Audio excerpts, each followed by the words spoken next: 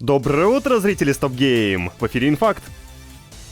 Начинаем день с очередного увольнения. Хотя это, наверное, даже с позитивчиком. Посмотрим. С апреля 2025 года Хироки Тотоки станет генеральным директором Sony, а Хидеаки Нишина заменит Германа Хульста и возглавит Sony Interactive Entertainment. Герман же вернется к управлению внутренними студиями PlayStation и займется сотрудничеством с Sony Pictures. В обязанности Хульста также войдет работа над производством, очевидно, фильмов, сериалов и анимационных лент по мотивам IP компании. Там и Horizon Zero Dawn, и Helldivers, и аниме-версия Ghost of Tsushima, и адаптация ужастика Until Dawn. Попутно с этими перестановками компания, напомню, сокращает производство игр-сервисов. Отменены проекты Blue Point Games и Band Studio. Такое решение не без оснований связывают с провалом Concord.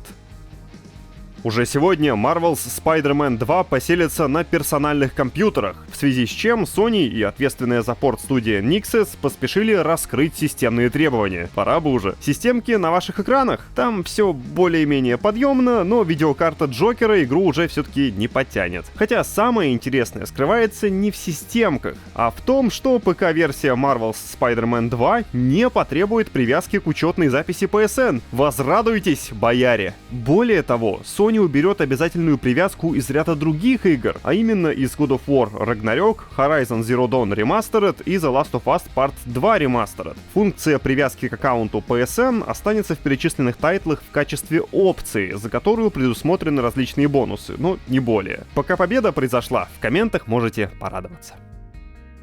На виртуальных полках магазина GOG внезапно появились два культовых экшен-хоррора компании Capcom под названием Dino Crisis. Конкретно релизнули Dino Crisis и Dino Crisis 2. Их адаптировали для современных ПК, добавили поддержку геймпадов и 4К разрешения. Обе игры продаются по 400 рублей каждая или по 680 рублей в наборе из двух. Помимо релиза этих классических игр Capcom, администрация GOG также анонсировала новую, на самом деле старую, просто улучшенную функцию Dream List. С ее помощью владельцы платформы предлагают пользователям самостоятельно выбирать и голосовать за старые шедевры, которым самое место в магазине. Можете зайти и посмотреть, что там можно выбрать. Вообще, фанаты серии Dino Crisis уже давно ждут не только переизданий, но новых частей. Маленькие первые шаги в эту сторону, можно сказать, уже сделаны. В 2024 году Dino Crisis добавили в PlayStation Plus, например. Хотя бы помнят про серию.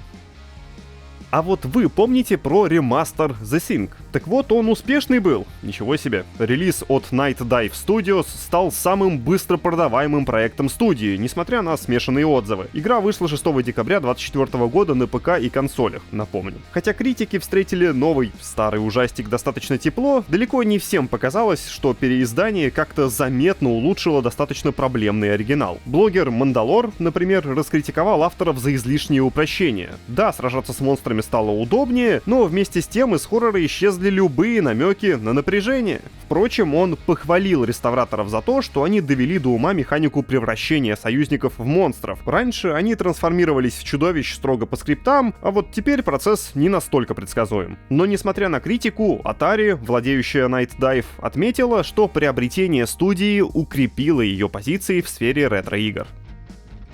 Пилить моды для крупных игр вроде Fallout — дело сложное. Ковырять их нужно долго, собирать деньги на это дело непросто, да и всегда висит вопрос, а получится ли вообще доделать? Получается не у всех. На сей раз белый флаг достали авторы модификации Fallout New Mexico. ZapShock, ведущий дизайнер New Mexico, поделился через Discord неприятной вестью. Он и его друзья приняли решение прекратить разработку фанатской игры. Причина очевидна. Мод оказался слишком масштабным для небольшого коллектива. И после нескольких лет производства команда осознала, что ничего путного из него в любом случае не выйдет. Модификация, напомню, замышлялась как духовная наследница Нью-Вегас. Разве что вместо Вегаса геймерам предстояло исследовать руины эдакого Нью-Мексико. Фанаты постапокалиптической RPG сразу обратили внимание на любопытный проект и принялись терпеливо его ждать. Но разработка застопорилась в 2024 году, а после краткого возвращения в октябре проект все-таки окончательно закрыли. Осенью, кстати, также были отменены моды Project Mojave, авторы переносили New Vegas на движок Fallout 4, и Vault 13.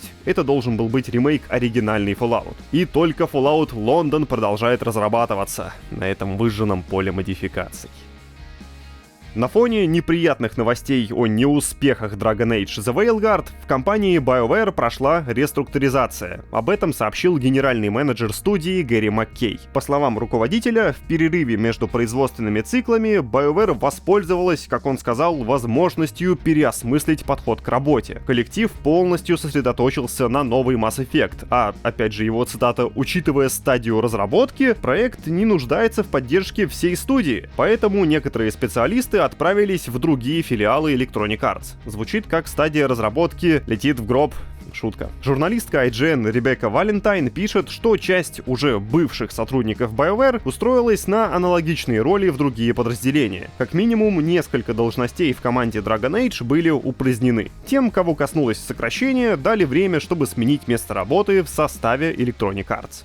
А вот и все новости на сегодня. Заглядывайте к нам на сайт. Там куча интересных блогов, обзоров и статей лежит. Не заскучаете. Хорошего вам четверга. Пока!